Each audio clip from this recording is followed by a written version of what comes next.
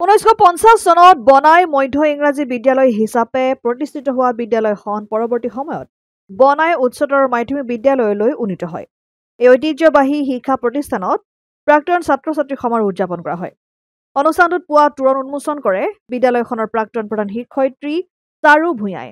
আৰম্ভণি কাৰ্যসূচী 3খনকৈ পতাকা উত্তোলন কৰা হয়, যাৰ জৰিয়তে অনুষ্ঠানটোৰ শুভ সূচনা ঘটে। প্ৰাক্তন ছাত্ৰ নগেন চাংমাই বিদ্যালয়ৰ পূৰ্ব প্ৰয়াত শিক্ষক ছাত্ৰ-ছাত্ৰীসকলৰ স্মৃতিত মৃত্যুতৰ্পণ কৰে। তাৰ পিছত বিদ্যালয়ৰ চৌহদত সমূহীয়াকৈ বৃক্ষৰোপণ কাৰ্যসূচী সম্পন্ন কৰা হয়। অৱসৰপ্ৰাপ্ত শিক্ষক অতুল দলৈয়ে বাৰেৰহণীয়া এক সাংস্কৃতিক শোভাযাত্ৰাৰ শুভাৰম্ভ কৰে, যাৰ জৰিয়তে অনুষ্ঠানটোৰ সাংস্কৃতিক দিশটো উজ্বলি উঠে। উল্লেখযোগ্য যে উক্ত সাংস্কৃতিক শোভাযাত্ৰাত প্ৰাক্তন ছাত্ৰ-ছাত্ৰীসকলৰ লগতে বৰ্তমানৰ ছাত্ৰ-ছাত্ৰী, অভিভাৱক, স্থানীয় ৰাইজৰ সহযোগত অসমৰ চহকী কৃষ্টি সংস্কৃতি সমাৱেশ কৰি বিহু, ঝুমুৰ, দিহানাম আদি পৰিৱেশন কৰি অনুষ্ঠানটোৰ সৌষ্ঠৱ বৃদ্ধি কৰে।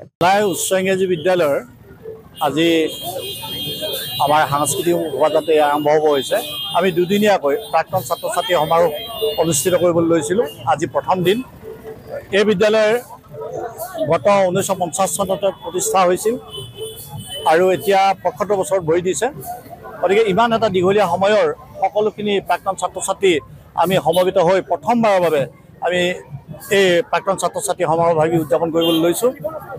ইয়াত আমাৰ বহুত দূৰ দূৰণিৰ অসমৰ ইমূৰৰ পৰা সিমূৰলৈ যিখিনি সিঁচৰিত হৈ আছে সকলোখিনি ছাত্ৰ-ছাত্ৰী আমাৰ মাজত এজন দুজনকৈ আহি ইতিমধ্যে উপস্থিত হৈছেহি।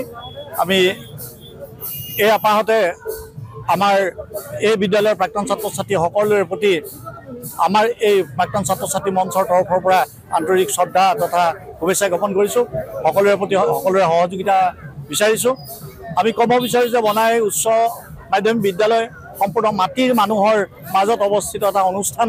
এই অনুষ্ঠানটো আমি এই 75টা বছৰত যিসকলক আমি এই বিদ্যালয়ৰ পৰা ওলাই যোৱা দেখিবলৈ পালোঁ, আমি যিসকলে নিজৰ নিজ নিজ ক্ষেত্ৰত আমি যিসকলে থিয় হৈ আজি নিজকে দেশৰ সম্পদ হিচাপে প্ৰতিষ্ঠা কৰিছোঁ, তাৰ গুৰিতে এই অনুষ্ঠানটো যিহেতু আমাৰ বিশেষকৈ আমি এটা কথা লক্ষ্য কৰা ভাল যে আমাৰ যিটো বয়সন্ধিকাল সেই সময়তে এই বিদ্যালয়খনৰ মাজত থাকি আমি আমাৰ সংস্কাৰ, আমাৰ ব্যক্তিত্ব আৰু আমাৰ চৰিত্ৰ গঠনৰ ক্ষেত্ৰত সকলোখিনি আমি এই বিদ্যালয়ৰ পৰা পালোঁ।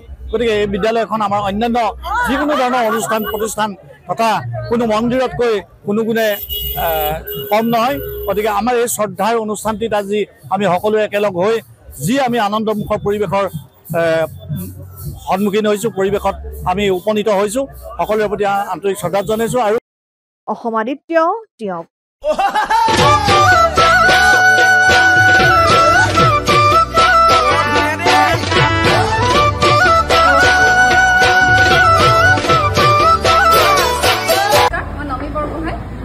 অসমবাসী ৰাইজক NKS হিৰো ডিব্ৰুগড় তৰফৰ আগন্তুক ৰঙালী বিহু বিয়া হোৱাৰ শুভেচ্ছা জ্ঞাপন কৰিলোঁ। ঘৰলৈ আপোনালোকে কিবা নতুন বস্তু অনাৰ কথা ভাবিছে নেকি? তেতিয়াহ'লে আপোনালোকে আহক NKS হিৰো ডিব্ৰুগড়লৈ আৰু আপোনালোকৰ মনপচন্দৰ দুচকীয়া বাহনখন ইয়াৰ পৰা লৈ যাওক। আমাৰ গ্লেমাৰ চিৰিজত 2500 টকা কেছ ডিছকাউণ্ট আৰু লগতে বেষ্ট এক্সচেঞ্জ ৰেটবোৰ দি থকা হৈছে।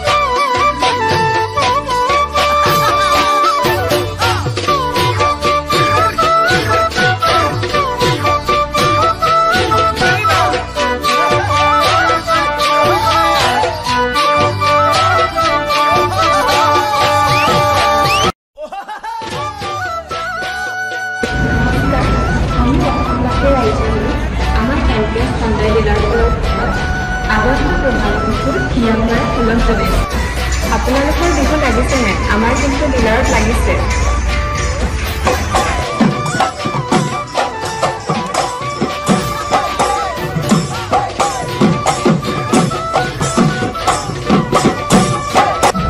আৰু ডিছকাউণ্ট মই কৈ আছোঁ, মেনু 70% ডিছকাউণ্ট চলি আছে আৰু I-20 65,000 ডিছকাউণ্ট চলি আছে আৰু I-10 ডাইৰেক্ট ডিছকাউণ্ট চলি আছে